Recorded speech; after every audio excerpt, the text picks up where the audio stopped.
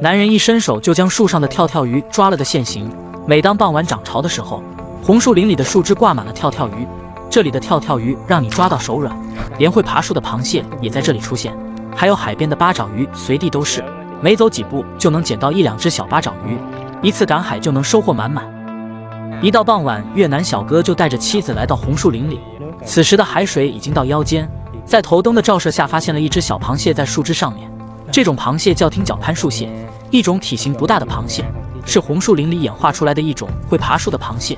在灯光的照射下发现了一只跳跳鱼，小哥一伸手就将它抓住。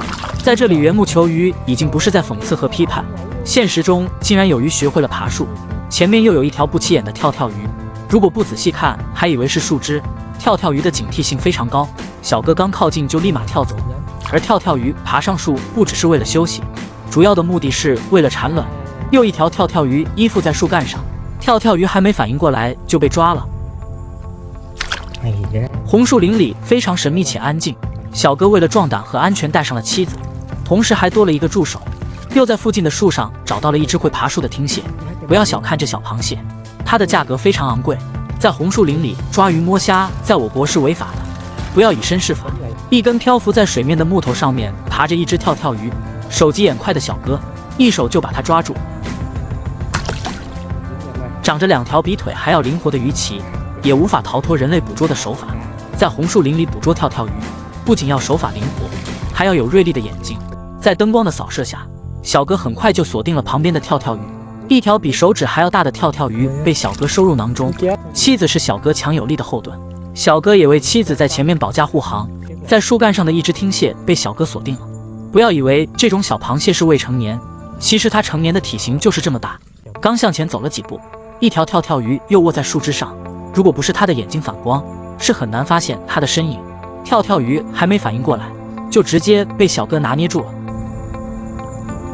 此时的跳跳鱼心想，进化出能爬树的鱼鳍也没什么卵用，反而被抓。在灯光的照射下，鱼和蟹都无处遁形，以为在树上就安全了，还是被小哥抓了个现行。灯光太刺眼了，使得螃蟹原地不动，只能接受被抓的命运。水下不安全，但未必树上就安全。除了跳跳鱼和螃蟹是他们捕捉的对象，还有水蛇也是他们的菜。为了不把大家吓到，这些场景都会避开。刚走出几步，又发现一条跳跳鱼卧在水面的树枝上，小哥使出了失传已久的鹰爪功，速度和力度都非常到位。如果晚上一个人走在这神秘的红树林里，就算是胆大的抠脚大汉也会被吓得瑟瑟发抖。但对于拥有25年赶海经验的35岁渔民来说，也要有妻子的陪伴才敢晚上进入红树林里。在盘根错节的红树根里面，又发现了一条跳跳鱼。呆萌的跳跳鱼竟然没有跑开，被抓住的跳跳鱼想跑也跑不掉了。一只螃蟹在树杈上休息，被小哥发现了，也只有被抓的命运。前面的树叶挡住了光线，但在树叶的余光下发现了跳跳鱼。小哥的视力确实好，为了掩饰自己，跳跳鱼进化的皮肤和树皮相差无几，但还是逃不出人类的火眼金睛。又一条跳跳鱼被收入囊中，小哥在10米开外就发现了跳跳鱼的身影，向着跳跳鱼走去。在灯光的照射下，跳跳鱼竟然没有任何反应。走近才发现，原来是2种不同的物种互相对视，把跳跳鱼抓了后，一同把它收入囊中。这就是螳螂捕蝉，黄雀在后。在塑料袋的上面居然爬着一条跳跳鱼，这里跳跳鱼的体型都是非常的大。在红树林里捕捉跳跳鱼根本没有一点压力。